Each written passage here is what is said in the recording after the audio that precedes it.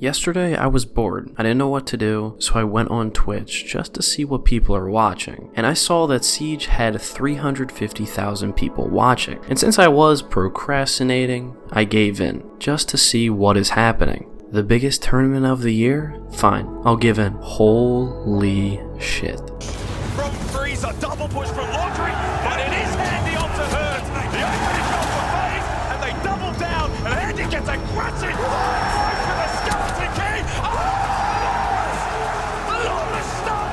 Flushed out if he's not considered by the attack, he could be a difference maker. Oh, Handy wins it against Hurt. The lead box now comes in on the blitz. White gets the kill. Double for Handy. Then they all fall. Miniking is Cyber in a 2 versus 2 to win this in a 7-0 fashion for FaZe. They've got the chance to create history, but Miniking falls. Down to Cyber. Coming through Pillar, nade for the plant. That's a big plant. Watch down at the KZ. Cyber getting create history to begin this invitational night.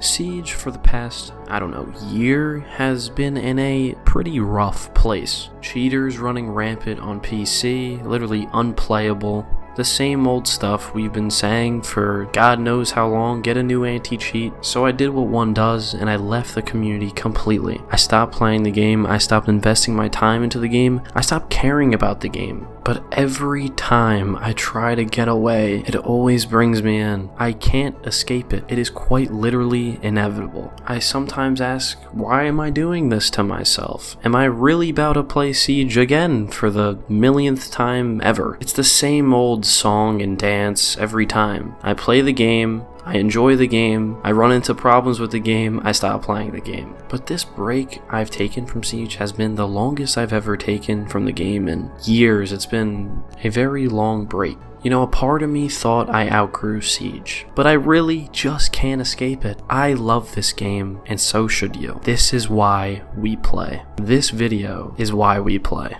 It's why every single time I come back, because I love it. Anyways, let's cut the sappy shit, okay? What actually went down at the 6th Invitational 2024 that caused possibly the greatest match of all of esports, and I'm not kidding when I say that. The storylines, the atmosphere, I'm kinda asking myself, was this scripted? Because it's just perfect, it's perfection. SI 2024 took place in Sao Paulo, Brazil. At first, I was like, okay, why have the biggest tournament of the year in Brazil, out of all places? And all I gotta say is, whoever picked Brazil, you are a genius, because these fans are literally the most passionate Siege fans I've ever fucking seen in my life. There were people cheering, there were people crying, there were people literally bad as shit. Oh my god, there were like some tens in the crowd. And I also have another reason, which we'll get into later, but I don't want to spoil it, so. It's a pretty standard tournament. It was a double elimination tournament, and each team was placed into a group. The top 8 teams will be placed in the upper bracket, and the bottom 8 will be placed in the lower bracket. And we're going to be following the 2 teams that made it to the finals. First, starting in the upper bracket, FaZe Clan beats Los 2-1 in a pretty competitive series. FaZe Clan then advances on. As for the other team we will be following, W7M, they lost their first round game to Wolves Esports 2-1. It was an extremely close series, but Wolves Esports ends up getting the victory. They advance to the upper bracket quarterfinals. As for W7M, they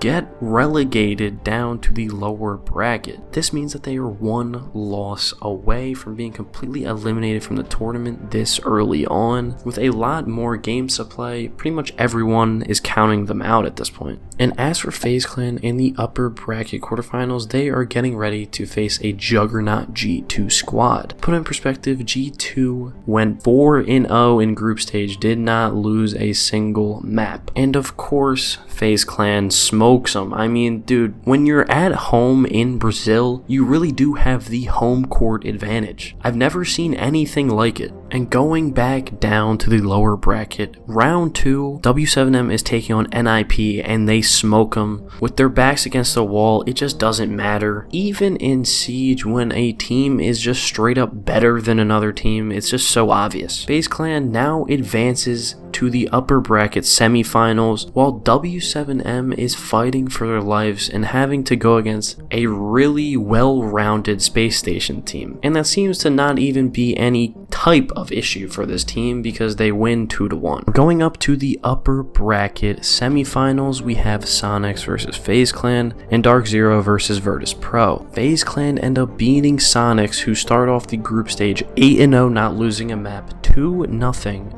Pushing them down to play W7M in the lower bracket quarterfinals. And Dark Zero ends up losing 2-1 to Virtus Pro. It's probably because Canadian, for some reason, is still in Pro League. I think you should retire, buddy. I think retirement is calling your name. Been in Pro League for like 18 years and you literally costed Dark Zero the tournament based on stats. Just based on stats. I didn't actually watch the games, but holy shit, dude, what the fuck is this? He's literally the single-handed reason why Bolo's in Cancun right now.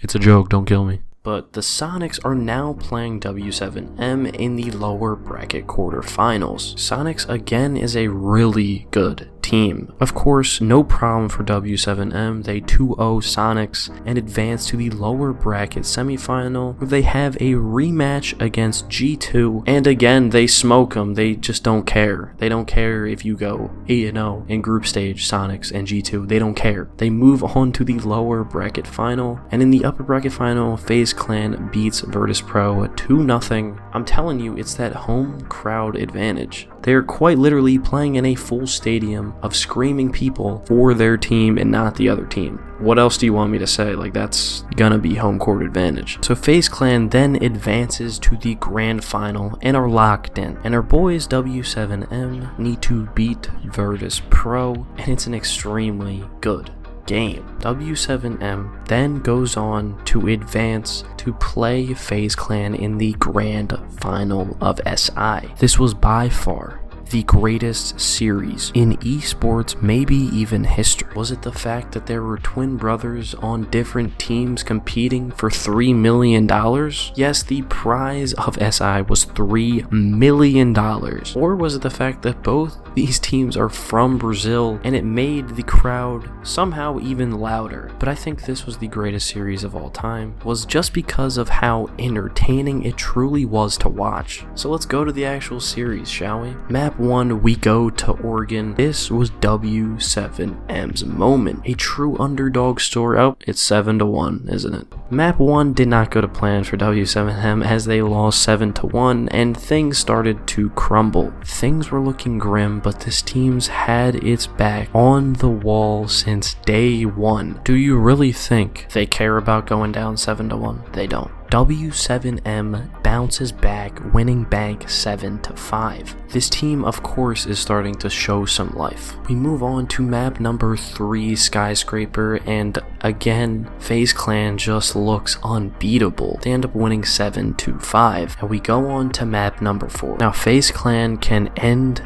this series with this game right here. W7M prepared for this moment, picking Border, and it is very clear why this team chose Border. In locking down this offense position, double from crazy! 3 kills! Response from King. He has to pull the pistol out at that point, and maybe again, but the knife shut down. W7M wins 7-4. Of course, the perfect series has to go down to the wire. What did you expect? The best of 5 series deciding map, we go to Night Haven Labs. Now this map is kind of a joke. It's not the best map in the world, but it is sure an even map, I would say. What's great about this map is that it could definitely go either way, but that's not how the game started at all, as W7M found themselves in a huge hole. Versus ones with 60 seconds to do so. They're flanking, and Philippox does not have a read.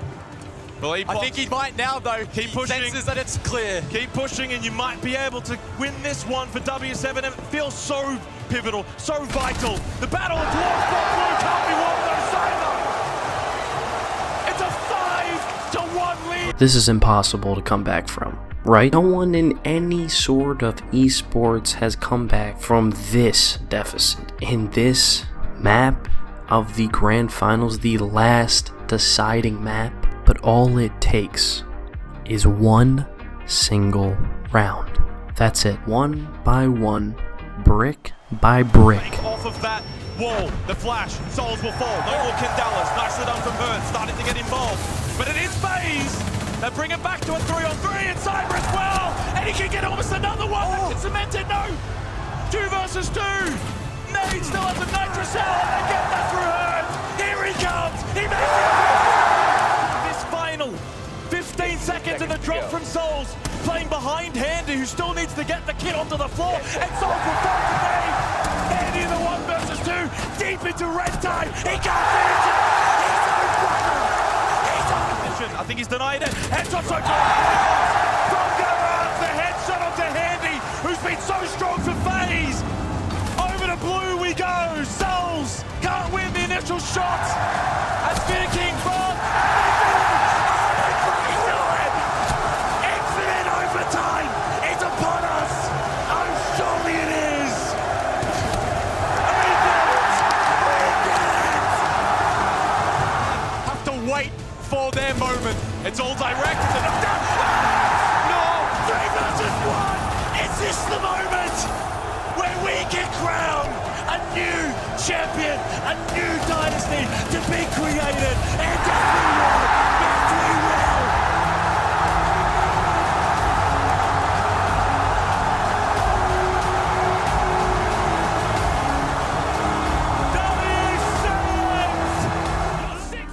If you don't believe momentum exists, momentum isn't real, then how did this even happen?